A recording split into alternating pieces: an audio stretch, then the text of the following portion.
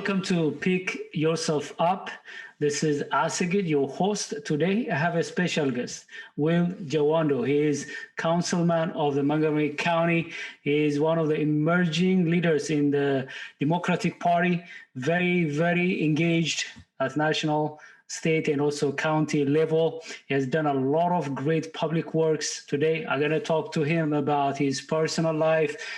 What are some of the lessons he has learned to become successful in public service? Well, I know how much busy you are. On behalf of our audience, I want to thank you for coming. Oh, well, thank you for having me. It's an honor to be on the show, and I want to thank you for just providing this service to the community. I know a lot of people enjoy watching the show, and so it's an honor to be on.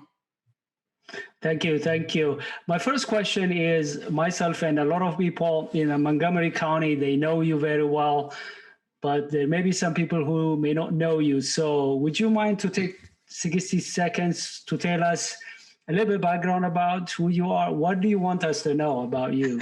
Sure. Well, I'm born and raised here in the county, but by way of Lagos, Nigeria on my father's side, and Hayes, Kansas on my mom's side. I know we'll maybe talk about that later. But I grew up here. I'm a civil rights attorney by training. I have worked for a good bit of my career on education policy, criminal justice, civil rights issues, really trying to stand up for people and expand opportunity throughout my career. I have 4 young children, ages 1 to 10. And if one of them comes in during the show, you'll understand that. And I have an amazing wife who's also a civil rights attorney. And we live in Silver Spring, in the town I was born and raised in. And I just always tried to fight for people and make sure we expand opportunity. And, it's very important for me, my faith-based tradition as a Christian, but also just as a civil rights lawyer and a human being. So I serve on the council as an at-large member. Which means I represent all 1.1 million of our residents, and I serve on the Education and Culture Committee and the Planning, Housing, Economic Development Committee, which are obviously very important to expanding opportunity for our residents. Thank you. Thank you for your service. I know I have a lot of words to describe you, considering how much you have accomplished so far. But if you have to choose just one word that describes you, what that one word would be? I thought about this. I think I would have to say determined. Why? Determined to. I'm glad you asked, because you could be determined to do a lot of things. I've been determined yes. to help others and to improve and expand opportunity. One of the things I witnessed growing up here in the Long Branch area of Silver Spring is that while there's a lot of great things here, and we have a great community, we're diverse, our school system, our parks, go down the list, there's severe inequity in who has access to some of the great things in our community. And so I've always been aware of that as a young child, growing up in a low income rental housing situation. My parents split up, and so I saw things that went unequally, and it never sat right with me. So I've been determined since I was a young boy. My mother always said I have my little soapbox standing up for people, trying to find a way to figure those things out. I didn't know it was going to be policy or politics, but I think it's a good way for me to do that. You mentioned about your parents. I know I read from your biography, your mother is white from Kansas and your father black from Africa.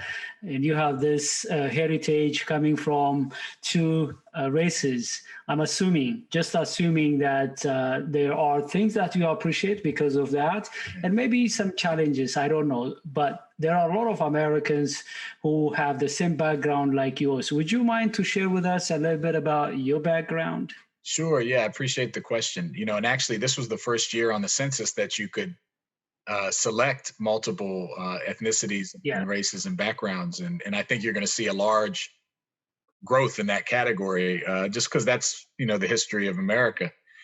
And I like to say I have both sides of the American dream with my mom and my dad. One parent coming from Nigeria, right on the heels of a bloody civil war in that country, the Biafran Civil War. And he came here on a scholarship to study for college.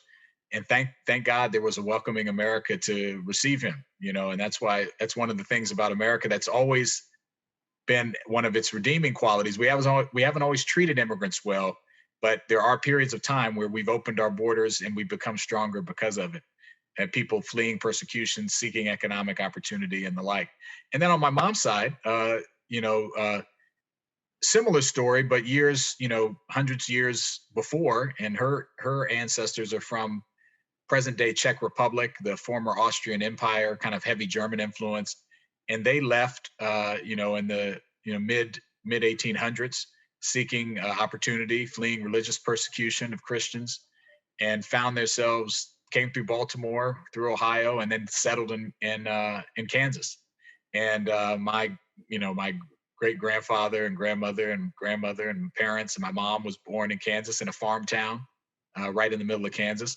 And then later, my dad came over on a scholarship and met her at a small college in Kansas, Fort Hays State University. And so they got together and decided to move east for yet another feature of the American dream, economic opportunity. Much of the Midwest is dealing with the displacement of factories and globalization, and how the economy has changed work in certain parts of our country.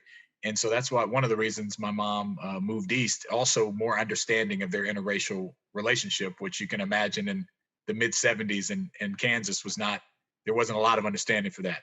And so I do think it has given me an experience and a background to appreciate differences. And also just, I have very different families, but that are the same in a lot of ways too, in that everyone was just trying to achieve and use their abilities to have a good life for themselves and their families. So I do try to take that with me. And I think it's important in a county like Montgomery County, where, we have 4 of the top 10 most diverse cities in the country. Here in the county, we have 33% of our residents are foreign born. If you add their children like me, you get up to 45% of our residents are either first or second generation immigrants. I think that's part of the great story we have in Montgomery County. It's an amazing story. Let me ask you this, because one thing that struck me about you was that you grew up in low-income family, and you have also witnessed some violence as you grew up. But in the middle of that, I believe you made a shift to think that, you know what, I can serve others. I can run for office. I'm just curious about that shift from, thinking like, how can I survive kind of environment to I can serve others. I can become better. I can become successful, because many of our audience here, they are underdogs. And one of the challenges for many underdogs is mentality. We find ourselves poor or having some disabilities or face some economic or social difficulties. And we think that we can only survive. We can't amount to be somebody. But in your case, I mean, you worked with Obama's administration, with the top-notch leaders like Nancy Pelosi and Chuck Schumer. I can imagine the mindset shift you made. So would you mind to share with us about how you made that shift and how you kept on developing your mindset to believe that you can do something good to others and you deserve and worth to become successful in the area of your passion? Yeah, that's a great question, Assegid. Thank you. I think I can really trace it back. You mentioned I had some violence. I lived in a neighborhood where I heard gunshots out of my window a lot. I think people don't necessarily know that there are parts of this county and where that happens. And especially in the, late 80s, early 90s happened a lot. And I actually lost one of my good friends in an act of gun violence when I was a teenager. And he was an immigrant, son of an immigrant as well. And we had grown up together. And when I thought about his passing, and I analyzed, well, why did he die and why was I on the path I was on? Two things occurred to me. One, that we were the same, and that, but for some really fortunate circumstances and mentors, and I got a scholarship to a private high school, and some things that happened to me that were not because I did anything right or wrong necessarily. It was that there were external factors and there were policy decisions that impacted those disparate outcomes. You know, his mom worked 2 jobs. She cleaned houses in Bethesda, and then she lived in Briggs Cheney, and it took her 2.5 hours on the bus to get back and forth. So she couldn't be home when he got out of school. That's a policy decision not to have transportation. The school he went to didn't have an after-school program. Policy decision to not help, that we know from research 3 to 7 are important hours. Now, did he make some personal decisions that were wrong? Of course, absolutely. And so it's this mix of policy and personal that I think was part of the issue that has, really stuck with me, because there are some instances where you have to make the right choices, but you have to have the opportunity to succeed and make those right choices. And so I think that that has stuck with me, to examine the policy and structural things that led to those different outcomes. But then also, I better work hard. I better dedicate myself to my schooling and to do as much as I can, because I have been given a great opportunity to, unlike my friend and unlike so many others, to try to make this world better for others. And that's kind of what's stuck with me, that duality of the personal mission and responsibility, but also to change those systems and structures so more people can have those opportunities. I like the way you really put it, because there are factors that need to be changed, but we don't have a lot of control, like changing policies, changing systems. But people like yourself who dedicated for public service, a lot of things are expected from you, but we need to also engage by voting and also volunteering to make sure that policies and systems are changed, so that we have a lot of people who could be able to tap into the American dream. Exactly. But one aspect you mentioned about was the individual responsibility. And I'm glad you mentioned about having a mentor, and I can see how much that's very valuable to a lot of young people, to have the right mentoring. If you have family members who do it, great. But if you don't have, you have to seek mentoring from other people so that you kind of have the right mindset. No, that's exactly right. I mean, mentors were so key to my development. I'm actually, writing a book now about some of the key mentors in my life, and who were really father figures. From my 4th grade math teacher, Mr. Williams, who was the only Black male teacher I ever had, and I learned how to tie a tie and learned math. He, even in that short period that I was in his class, all the way up to Barack Obama, who obviously was the president, but I worked for him when he was a senator, and worked for him in his White House and Department of Education. And I learned from him, how to be in policy, and how to be a father, and how to be a good husband, and how to think about things critically. And so I think that's another thing that we forget too, is that it's a lifelong journey. You always have mentors. You should always have people that you're mentoring and helping along. And you should have folks that you're keeping each other accountable, peers, that you're keeping each other on the right path that you've laid out for yourself. So I cannot understate, or overstate rather, the importance of those key folks in my life. And I think we need to create more opportunities, both individually and systemically, for young men and women to have those types of mentors. I wish if we have more time to continue, but we will take a break. But before that, I want to make sure that I get the book. When you publish the book, I want to read it. And also I want to make sure that I invite you back again to talk about your book. Thank you very much for really writing the book, to share your experience with other people, so that we could be able to learn from your experiences. Dear our viewers, let's take a quick break and we'll come back and continue. Stay tuned.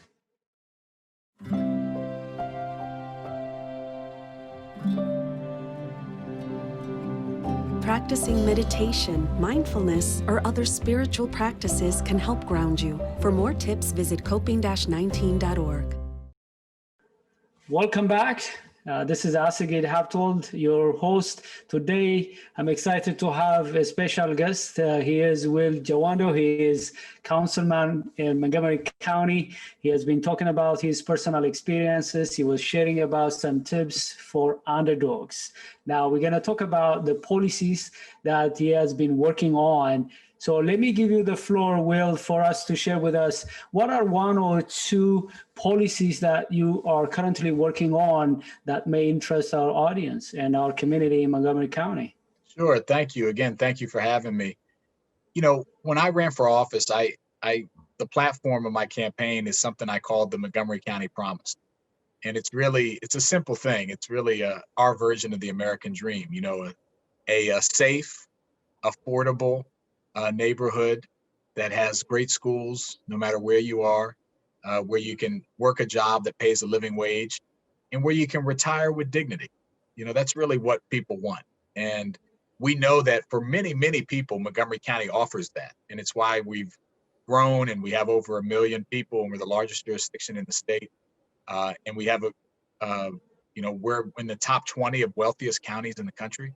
But we also know that many people haven't experienced all that is in that Montgomery County Promise. And so much of my work really revolves around how do we expand that opportunity, those things that I think we all would agree are things that everyone should have the opportunity to have and achieve. And how do we do it through a policy lens? And that's what I've really been working on the 2 years I've been on the council, and even before that, before I ran for office. And one of those that I'm working on quite a bit now is housing. You know, it is very expensive to live in Montgomery County. And the median house price right now is right around $500,000 if you want to purchase a home. If you're a renter, many of our renters are rent burdened, which is defined as they pay more than 30% of their income a month on their housing. And what that means is when you do that, that means you're making tough choices. It means your food options, you might not be able to make the best choices, or you having to pay for transit or paying for extra schooling or other things or clothing, you know, just go down the list. Childcare is another huge expense, right? And so we know that those are issues. And so one of the things I've tried to do is really push as a member of the Planning, Housing, Economic Development Committee for ways for us to increase our housing stock. So different types of housing. And so I'll be introducing a proposal that will change our zoning code, allowing for smaller and different types of housing units to be built in residential neighborhoods. So, you know, right now you have a lot of our county, the vast majority of it is zoned for single family housing. And again, I said the average housing price is about $500,000. But imagine if you had different types like duplexes or quads or triplexes, really things that used to exist in World War II and that era of housing, and maybe smaller apartments that could be integrated and be fit in with the character of a neighborhood and create more housing, not only supply, which helps with prices, but also different types so it can be affordable at different levels. Particularly coming out of COVID, we're going to need more on-ramps to home ownership and housing stability, not less. And so that'll be a big change. I think it will help. I'm focusing it near transit for now, within a mile of transit, but I think it's something we need to look at going forward. And it's called missing middle housing, because right now you really have apartments that it costs a lot, or you have single family homes. You don't have a lot in the middle, and we need to create more of that. Another thing I'm working on is the cost. And you know, it's one thing to build more to housing types, but we also need to make sure that costs aren't going too high that people can't pay them. And so I'm going to be introducing a piece of legislation related to rent gouging, so anti-rent gouging, and so that it would hold rents within a reasonable percentage from year to year. You know, if you're in a place now and it goes up from, you're paying, you know, $1,000, and then in a year it goes up to $1,200, or that's a big jump. You know, that's 20%, and most people can't deal with that. But that's happening around the county, and it's often happening in areas that are gentrifying, where there's new infrastructure like the Purple Line or other things, like where I grew up in Long Branch, and the public created that amenity, and landlords and others are taking advantage of that and raising their prices, and that displaces people. So we need to prevent that as well. And so I'll be introducing that bill at the same time and talking about those proposals together, because we have to have this to be a place where people can afford to live. Otherwise, we're really not doing what we can for our residents. From my own experience and the chats that I have had with the people I know, these are very important, and thank you for working on them. Is there any other legislation that you're working on given COVID, or any legislation that may be beneficiary to small business owners? Yes, I'm glad you asked. I mean, one of the things that I lose sleep over literally are the housing issues that I talked about, but also the amount of our businesses, and particularly our small and businesses owned by people of color and immigrants, that just won't be here at the end of this pandemic. And we know that small businesses are the lifeblood of our economy. Of all of our businesses in the county, 90% are less than 50 people. 85% are less than 15 people. And so we have a large amount of small businesses in this county that employ a lot of people and provide a lot of great services. And we know particularly the restaurant industry, the service industry, hospitality have been hit particularly hard.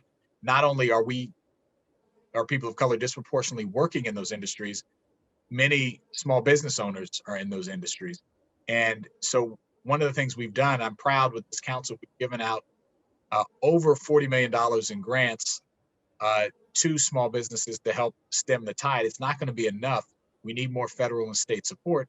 But I'm trying to also think about ways that we can protect through networking and helping our small businesses apply for the loans and grants that are available.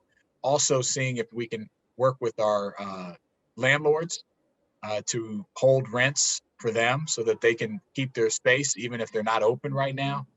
So we're doing a number of things with our restaurants. There's grants available that up to $10,000 for restaurants and food service.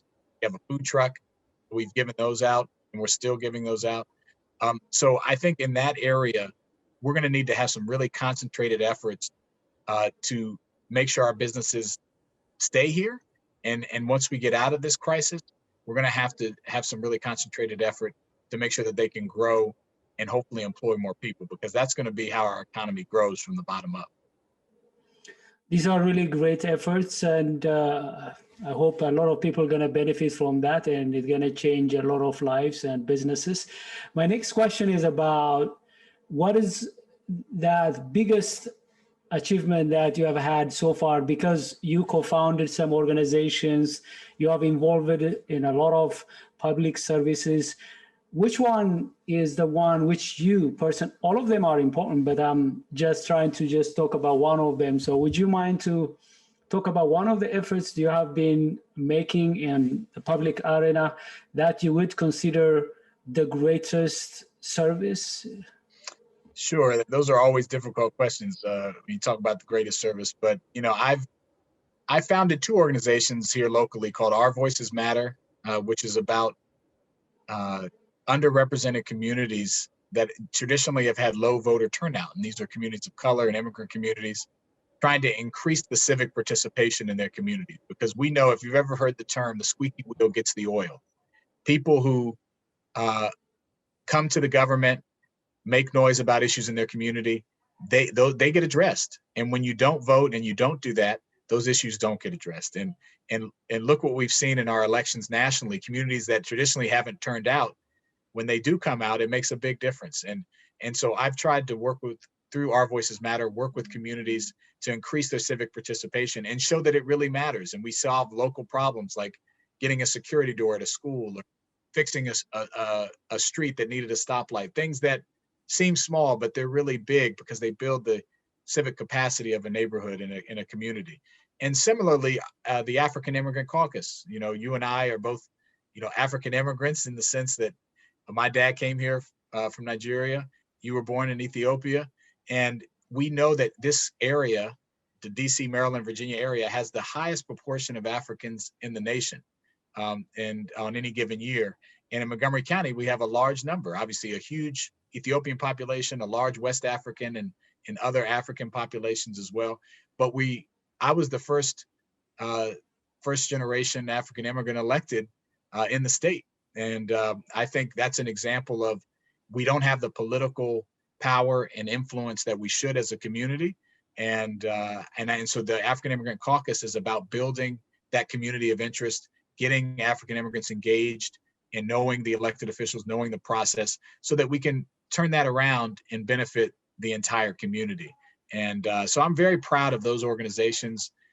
It's one of the reasons when I got sworn in, I wore a traditional agbada, which is a West African ceremonial dress that when I got sworn in. And I can't tell you all the people that have come up to me in these last 2 years from Asia, from India, from Africa, from Central and South America, just saying, thank you for doing that, because I saw when you did that it would be possible for me to do that, or someone else to do that. And it won't be as odd or a unique thing next time. That's who we are. And so I think I'm very proud of that work and of that act in particular.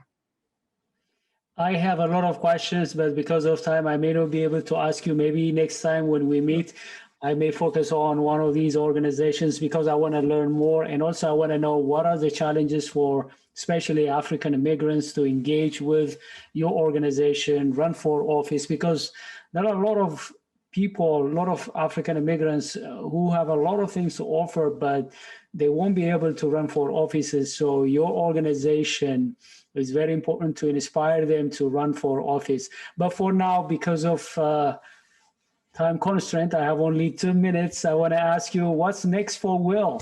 What is your plan? Let's say next year, or maybe 2 years from now. I know you're very busy right now, but I can imagine that you can serve more. You can take it to the next level. So are you having some clarity about what's next for you? Well, I appreciate that. I've just been focused on, who knew when I got elected, I'd be council member during a pandemic, multiple pandemics, the social justice. We haven't even talked about criminal justice reform and police reform, another huge issue here and across the country, but also the health pandemic, obviously. So I've been focused on that, renters, supporting homeowners and renters and workers who have been struggling.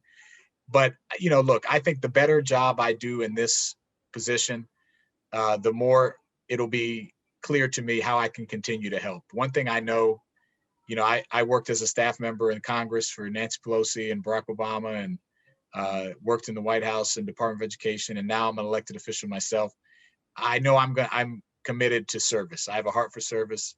And I want to serve more people, and as many as I can, and we'll see where that leads me. It's less about a position, it's more about a mindset, to use the terms of your show, and I'm going to keep that mindset, and we'll see where it takes me. But if I have an announcement, I'll come back on the show and I'll tell you. But I don't have any plans right now. All right. I just, trust your word and count on you to come back and talk about your next move, because I see a lot of great things coming for you as a public servant. How can people reach out to you if they have any question, or if they want to engage with your campaign or with your organizations? Yeah, it's a great question. And thanks again for having me. I'm really easy to find, at Will Jawando. So WILL JAWANDO, at Will Jawando on Twitter, Instagram, Facebook, or you can email my office, councilmember.jawando@montgomerycountymd.gov. Or if you want to use the phone, 240-777-7811 is my office phone. So any way you want to contact us, I'm here to help, and look forward to hearing from you. Thank you very much on behalf of our audience. I look forward to have you again. For now, really, you gave us a lot of insights and a lot of things that you're working on. I appreciate your time and your being here. Thank you, sir. Thank you for having me. Dear our viewers, I hope you enjoyed our conversation. I look forward to see you with another interview. But in the meantime, if you have any suggestion who I should interview, or which themes I need to cover, which questions I need to ask, please send your emails. Join me also on social media to make sure that you engage with me before interviews. Until I see you with another interview, have a great time, and thank you very much for watching.